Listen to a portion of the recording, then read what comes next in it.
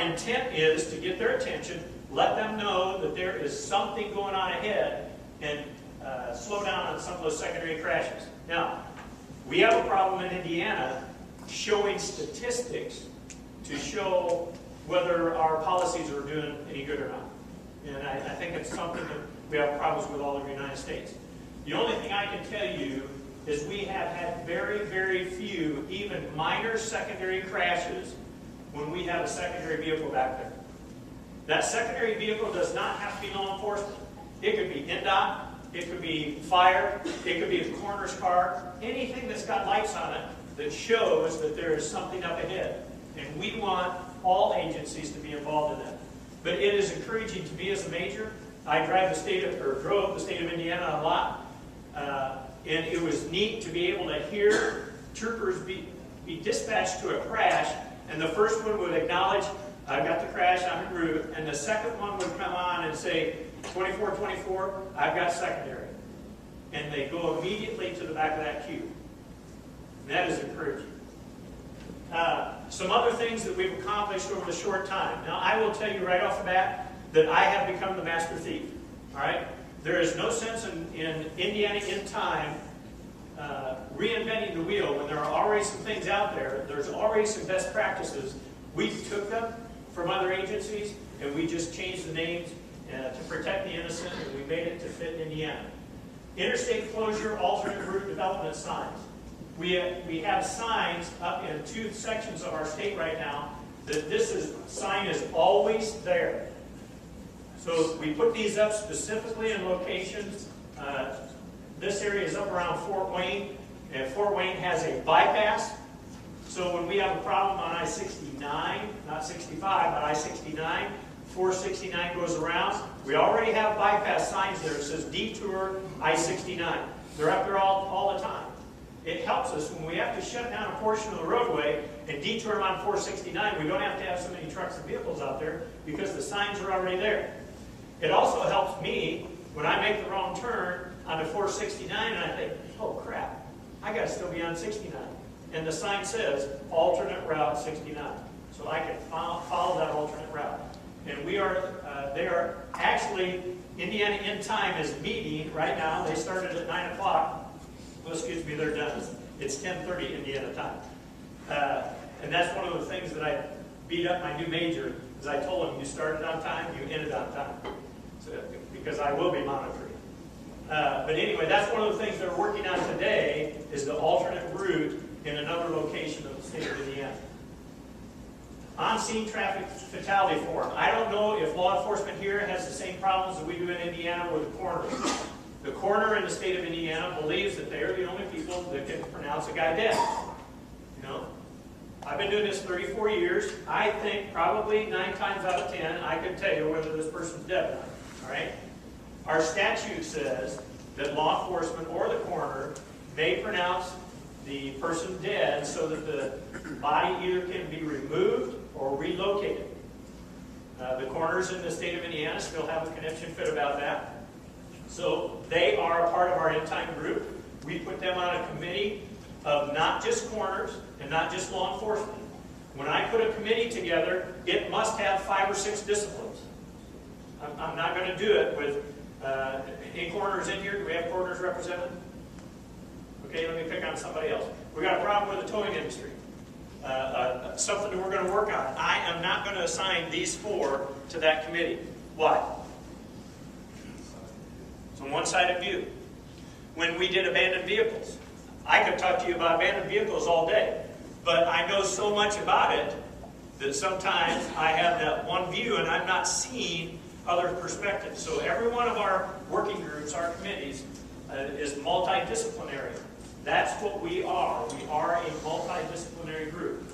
So we stole from the I-95 corner a traffic fatality form that we simply redid and put it in a template form, got it approved by the Coroners Association. So now the State Coroners Association is saying, yep, this is good. So you're a coroner today. I call you and you're still 45 minutes out. Which person? Gary. I say, Gary, I have this, the coroner's fatality form. I've got the information that you need. need. I have 3 or 4 photographs of the deceased. Are we okay to move? Yep, go ahead and move it. So now I can either relocate that in the car, in the truck, whatever it is, to move that vehicle away, or have the body taken out by EMS or whoever's going to do it. I can make that move. I am now cleaning that scene up 45 minutes sooner than I would. Okay? It's a partnership. Medevac landing zones. We have a best practice that talks about all these different things. It also, landing zone coordinator. Why do we need a landing zone coordinator? Because we have some predetermined spots. In the county that I live, we have a 10-mile stretch on I-65. I don't know why. The devil sits there. We have fatality after fatality after fatality. We're going to talk about guardrails, cable barriers in just a minute. Until they put up cable barriers, one year we had 14 fatals in this 10-mile section. The next year we had 1 after those cable barriers were in. But anyway, we have some detour routes that go around that location. So we have predetermined landing zones for those helicopters because I do not want the helicopters to land on the roadway.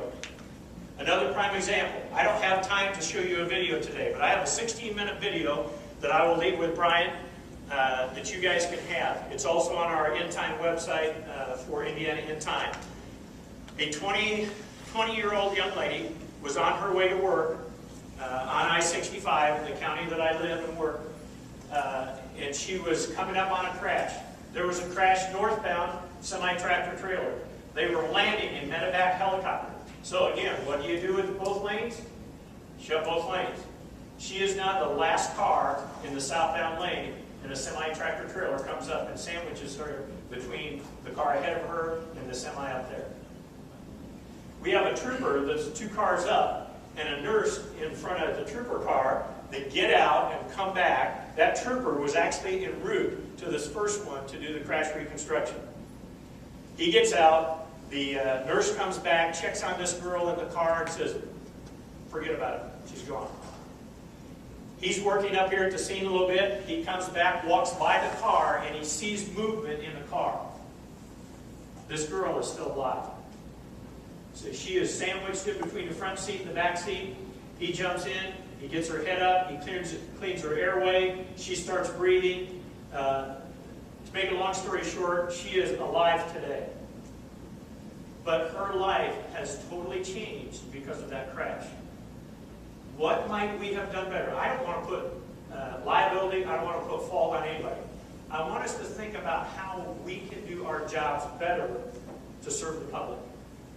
That could have been my daughter. I don't want it to be my daughter. I don't want it to be my wife. And when we look at those kind of emotional things, I get pretty cold. I've been a cop 34 years. How many crashes have I worked?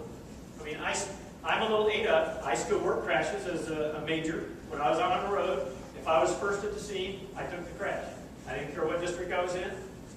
And the troops helped me to accomplish that. But how can we do our jobs just a little bit better so that we serve the public a little bit more? We classify our incidents just like the national MUTCD and Indiana's MUTCD. Do you guys have an Oklahoma MUTCD, or do you go by the national? Use the national, okay. Minor is 30 minutes, intermediate 30 to 2 hours, major is over 2 hours. Now, the thing that we do in Indiana from the in-time perspective is do we ask for any incident that took more than 2 hours to have an after-action review. An after-action review does a lot of things. Number one, it puts those people that responded to the scene back in a room so they can talk. And if we're talking about law enforcement, if the Indiana State Police was there, I don't want Major Melville there. I want the trooper that was there working the crash. I don't want the fire chiefs there. I want the people that work the fire. Okay, so we want the people there. I'm going to show you a very, very large crash scene that we had. The scene, actually, we had roads shut down for 4 days in one of the busiest intersections in the state of Indiana because of the crash. It took us 45 minutes to do an after-action. That's all it takes.